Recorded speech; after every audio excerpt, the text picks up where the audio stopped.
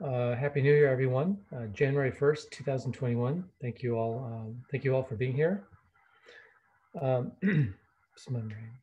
إن الحمد لله نحمده ونستعينه ونستغفره ونعوذ بالله من شرور أنفسنا ومن سيئات أعمالنا من يهده الله فلا مضل له ومن يضلله فلا هادي له وأشهد أن لا إله إلا الله وحده لا شريك له وأشهد أن محمدا عبده ورسوله يا أيها الذين آمنوا اتقوا الله حق تقاته ولا تموتن إلا وأنتم مسلمون يا أيها الذين آمنوا اتقوا الله وقولوا قولا سديدا يصلح لكم أعمالكم ويغفر لكم ذنوبكم ومن يطع الله ورسوله فقد فاز فوزا عظيما.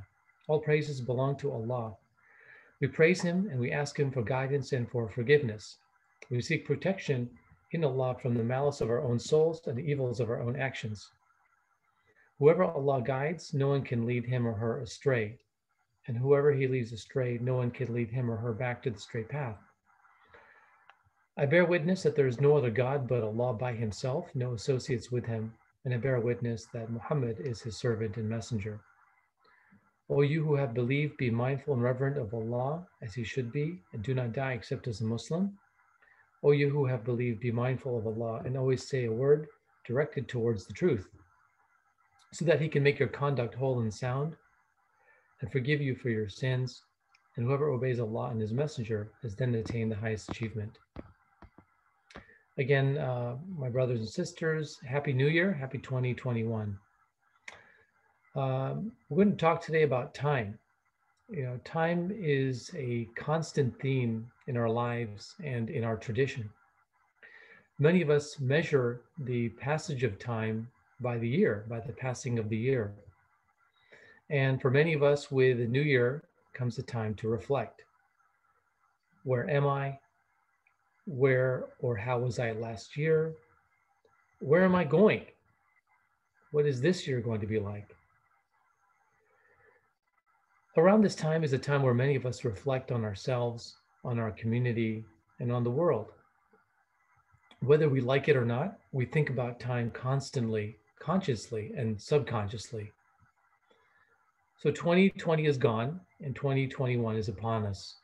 And there's still so much uncertainty globally, locally, and for many of us, even personally. In today's khutbah, I'd like to discuss this further. And why? Why is this important besides it being a new year?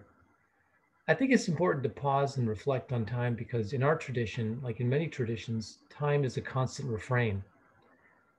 It is in the Quran constantly. Time is referred to constantly. And so perhaps it's important to pause for this half hour or so to think about the nature of time. At the micro level, we set our day to meet here and there, or actually we're setting this time right now to gather together and to reflect and to remember Allah, the one who cherishes us and sustains us, and without whose sustenance we have nothing and are nothing. And remember everyone, this is the purpose of the Jumu'ah gathering, the Friday gathering. We even set a timer when doing such mundane activities in our lives, when to wake up, when we're cooking, maybe use a timer and so on. At the macro level, we also have to consider the end of our time on this earth, on the planet, and how to prepare for that. And if we're not doing that, then we're going to be in for a shock. So, this was brought into focus for me a few weeks back when I mentioned offhandedly to a patient of mine, just speaking generally, that many of us start to think about how much time we have left after a certain age. This was in reference to making a decision about surgery or not surgery. At least that's what I've learned from my patients, is people start to think about that at a certain age. So she was a 70-something-year-old, pretty healthy, and she said, "Oh, I never think about that. My parents lived well into their 90s." And it sort of struck me the way she said it. It was sort of, I didn't experience that. I just assumed everyone thinks about how much time they have left, meaning at a certain age, we have a lot of time that was there before us, and there's not a lot of time after us. That was the first time I heard that from someone. So that was novel, and I was also struck about another event that happened. Just this past week, a dear patient of mine, we had become friendly over the years, just passed away from complications of COVID. I literally saw him, I would say 30 days ago in the office. On the 1st of December, he was there for some minor problem. He was pretty healthy, and I said, okay, I'll see you in a few weeks. So we'll go over it again. And then I got a call last week on Christmas week that from his wife that he just passed. It was so sudden and so unexpected for me because I just saw him, and it shook me. And I've been thinking about the nature of time ever since. My perception of time was a little bit altered. For many of us, just think about the past 10 or 11 months. It seemed alternatingly slow and fast at the same time. The perception of the passing of time was different than in years prior for many of us. Just think about all of the memes you've seen talking about how slow or how dragged out 2020 has been. Thinking about it another way, time can be something that's helpful and something that's not so helpful. Think about the ways we think of time, the way we use time beneficially. We use it for deadlines, for commitments and meetings, to make promises, to use time to develop habits and duties. We mark anniversaries, birthdays, holidays, of course, prayer times during the day, marking one Ramadan to the next. So they're benefits of time. On the other hand, there's also ways that we can use or think about time in a negative way. When we think about the past, sometimes we experience remorse and regret. And then when we think about the future and the unknown, we may feel worry or anxiety about what may happen. And then on both ends, we can become distracted from the bigger picture. We become distracted from being conscious of Allah throughout the day, throughout the week in our lives. So going back to the Quran, as I mentioned before, time is mentioned in multiple places and in multiple contexts. In chapter 79, verse 34 and 35, and Nazi'at, which are the resters, quote, so when the great calamity befalls, and a day when man shall remember that for which he had endeavored, and it goes on. Later in the same chapter in verse 42, quote, the day they see it, it will be as if they had tarried but an evening or a morning thereof, unquote. Allah is expressing how when we see the day of judgment or the afterlife, we'll think about our lives that it was just a morning or an afternoon or an evening. So while time is linear, it has a beginning and moves forward and it passes. We are created, we live, and we persevere. We try to be mindful in our lives and do the right thing, and then we pass. And our perception of the speed of time changes. What seems like there's so much time ahead of us when we're children turns into a, how did I become 70 years old when we're seniors? Putting it another way, why do we agree to a commitment 3 months from now, believing there's infinite time, a few months from now, I got plenty of time to take care of it. But then when that commitment comes around, we're like, oh my God, how am I going to fit this in my life? There's infinite time, months or years from now, but when that moment comes, there isn't enough time. You've all experienced this. This past year may have seemed much longer than prior ones, but at the end of our lives, when we look back at 2020, the length may not be that much different from other years in our memories. It may compress. So time is pretty relative, and that's actually measurable. A little tangent, you've all heard of the theory of relativity. And simply put, the closer one is to a large gravitational field, time literally and measurably slows down. And the farther you are from a gravitational field, the faster time moves. So just to give a really simple example, again, this is a tangent. The center of the Earth is obviously closer to the gravitational center. It turns out that the core of the Earth is 2.5 years younger than the surface of the Earth. So there is an actual measurable speed difference in the way time runs, depending on how far you are from a gravitational field. But back to the main point, folks, time is unrelenting and unstoppable and finite. We have a beginning and we have an end. And in the Quran, Allah gives us guidance on how to manage our time, and the message is very straightforward. I'll quote Professor Fazl Rahman from the University of Chicago. He writes in his book, Themes of the Quran, quote, there will come a moment or the hour, al-sa'a, when every human will be shaken into a unique and unprecedented self-awareness of his deeds. He will squarely and starkly face his own doings, not doings and misdoings, and accept the judgment upon them.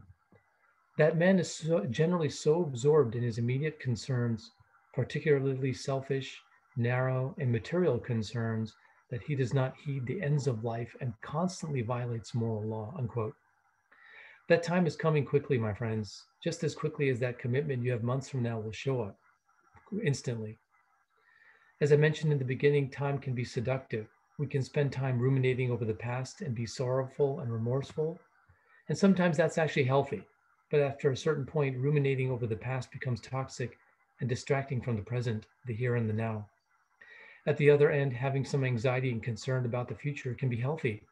It may force you to be better prepared for a storm that's coming, better prepared for an exam that you know is going to be difficult, take extra time to prepare for a presentation at work, or a lecture that you may have to give if you're an educator. But taken too far, we can freeze when we worry about the future. We can freeze and drown in our worries. And I see this a lot actually in my practice with a lot of my patients. That drowning then distracts us from the here and now and to prepare for the end of this life, which is coming. This is sort of how some people who interpret the Quran define the ghurur or delusions. There's a lot of advises us in chapter 31, verse 33 in Surah Luqman, quote, "O mankind, reverence your Lord and fear a day on which no parent will avail his child aught and no child will avail his parent aught. Surely God's promise is true. So let not the life of this world delude you, nor let the deluder delude you concerning God," unquote. Again, in chapter 35, verse 5, the originator, quote, "O mankind, surely God's promise is true. So let not the life of this world delude you, nor let the deluder delude you concerning God." Promise here means all that is to come in the hereafter and what will happen after we die. So be mindful that time is passing and we are going to pass, and spend it wisely. And we'll talk about that the second part. أقول قولي لي هذا وأستغفر الله لي ولكم ولسائر المسلمين فاستغفروه إنه هو الغفور الرحيم. I say the saying of mine and I seek forgiveness from Allah for me and for you and for the rest of Muslims, so ask him for forgiveness. He is the forgiver, the merciful. Bismillah, walhamdulillah, wassalatu wassalamu ala rasulillah, wa sallallahu alayhi wasallam. In the name of Allah, all exaltations belong to Allah and peace and blessings upon the Messenger of Allah, sallallahu alayhi wasallam. So what do we do with our time? And how are we going to spend 2021? For those of us who are fortunate to have a relatively safe 2020, we had far more time away from social events, far more time, far less goings out, far less movie theaters, shows, restaurants, travel, etc. And hence we had more potential time to spend on reflection, on prayer, on dua. And so did you? Or did you fill up your time with distractions? Or did you fill up your time with regrets about the past, worries about the future, and just overall wasted time? Looking back personally, I could have been more wise with my time, especially because it was a much slower year. I think I could have used it wisely. In the Quran, in chapter 59, verse 18, the gathering, we read, quote, "O you who believe, reverence God and let every soul consider what it has sent forth for the morrow, and reverence God. Truly God is aware of whatsoever you do," unquote. So take the time to reflect on where you are today and how you believe you're going to do when you're being judged. So think about what you are doing and what you have sent forth for when you pass. Elsewhere in the Quran, Allah gives us some ideas how to do this. One way to do it is to reflect on nature. And there's inspiration everywhere that you look. Consider in chapter 13, verse 17, the thunder, quote, "He sends down water from the sky so that the riverbeds flow according to their measure, and the torrent carries a swelling froth. And from that which they kindle in the fire, seeking ornament or pleasure, it is like a froth unto it. This does God set forth truth and falsehood. As for the froth, it passes away as dross. As for that which benefits mankind, it remains on the earth. Does God set forth parables?" Meaning there are certain activities that we're going to do that are wasteful, that have no importance whatsoever. And there are certain activities that we're going to do that stick around and are important and are going to be used for us to help us in the afterlife with attaining the pleasure of God. So take the time here and the now to take action to invest in your afterlife. Invest in kindness, persist in reverence of God, persevere with a goodly patience, turn away from distractions, be mindful of your time. Consider how you think of the past. Are you mired in remorse, and is it distracting you from the now? Or maybe thinking about the past is urging you to ask for forgiveness, which is a good thing. Consider how you think about the future. Are you constantly anxious and worried about it? Consider seeing a mental health expert to help you manage anxiety and worry.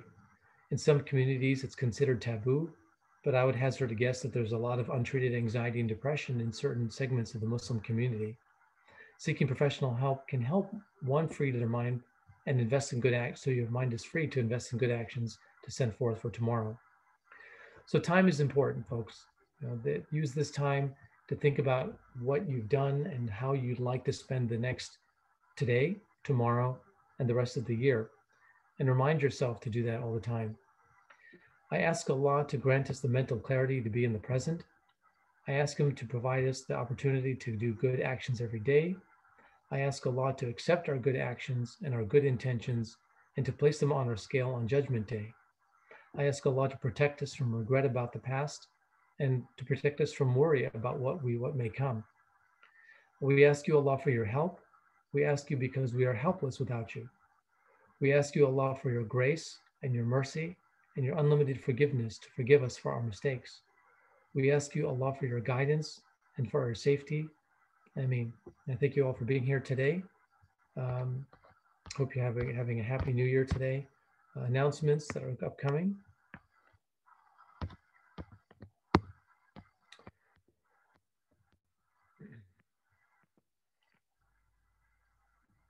So at 1:30 this afternoon, in about 45 minutes, there's going to be a vision boarding event.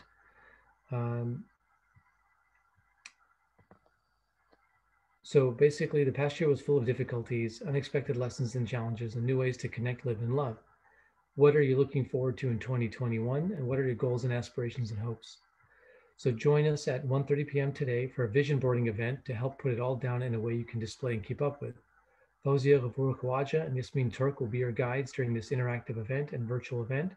Your vision board can be as creative as you are, and each one should be as personal and personalized to your goals and hopes.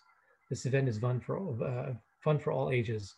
So there's a Zoom link. If you don't have the email, if you don't get the weekly email, it should be in the WhatsApp announcement. If you're not in the WhatsApp group, sign up for that. There's an ID and a passcode. Then day after tomorrow is the monthly Quran Halaqah. It's a monthly halaqah focused on individual surahs and chapters in the Quran. Each month we'll meet to discuss our understanding of one chapter in the Quran. We encourage each participant to listen to the audio tafsir, which is the audio commentary, read suggested or independently found writings in exegesis. This month's surah is Surah Al-Ikhlas. There's a dedicated program page on the website, on the Muslim Space website.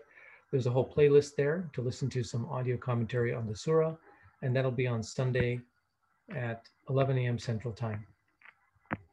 Then next Saturday, January 9th. So we're going to start a 3-month course. It's going to be the Prophetic Biography, a community course. So you're all invited to, again, participate in a group discussion based on the class offered by Bayan Claremont. This one is the Prophetic Biography taught by Dr. Jonathan A.C. Brown. So it's a 3-month guide to complete the course as a group and to engage in meaningful conversations bi-weekly beginning January 9th. That's next Saturday. The class can only be accessed to paid subscribers, and you can sign up directly with Bayan for $10 a month or $100 a year. If you haven't already done so, please subscribe to their online platform so you can access all their virtual content. Please consider supporting their work. But Muslim Space does not want cost to be a barrier to participation. Please contact Muslim Space directly to request a sponsored membership. Not a problem at all. So subscribe so that you have access to the videos. There's a dedicated program page on Muslim Space website. There's a whole curriculum. It's a 3-month-long curriculum. I think it'll be highly useful. Dr. Brown's his stuff is really, really good. And then last announcement is the next monthly book club. Next, it'll be on January the 22nd. The book will be Black Wave, by Kim Gaddis. It's 400 pages long. You can find it on Amazon. The little blurb about it. Black Wave deals not only with the rivals Iran and Saudi Arabia, but also Iraq, Pakistan, Afghanistan, Lebanon, and Egypt, the Israel-Palestine conflict, too often placed at the center of Middle Eastern geopolitics, plays only a supporting role. U.S. foreign policy is presented as secondary to trends, ambitions, and decisions in Tehran, Riyadh, and Cairo. It avoids Orientalist tropes and accords agency, not just victimhood, to Arabs and Muslims, unquote. That's the review by The Guardian. Sorry, one more announcement, folks. So, online English conversation practice for women. Ladies, let's talk. Thursday evenings from 7 to 8:30 p.m. on January 7th, 14th, 21, 28, and February 4th. Also Friday mornings from 10:30 to 12:30, January's 8th, 15th, 22nd, 29th, and February 5th. Register at lltaustin.org. Conversations will be held online using Zoom. I guess this is it's an organization committed to ending the social isolation of immigrant and refugee women through one-on-one conversation. Ladies Let's Talk Austin, or LLT, hosts virtual conversations with English language learners and volunteers. If you'd like to be part of this wonderful program, either as a learner or an English guide, please register at lltaustin.org. Participation is open to ladies only. Virtual setting makes it available to anyone around the world. It's beneficial for immigrants and refugees honing their English skills. These results will volunteer opportunity for English speakers, especially those familiar with the challenges of learning a new language. If you have any questions, you can contact Chi directly. There's a phone number on the email. And that's pretty much it. So thank you all for being here. Shadi, there's a question on the chat right there. And that's about it. Salam, everybody. Thank you.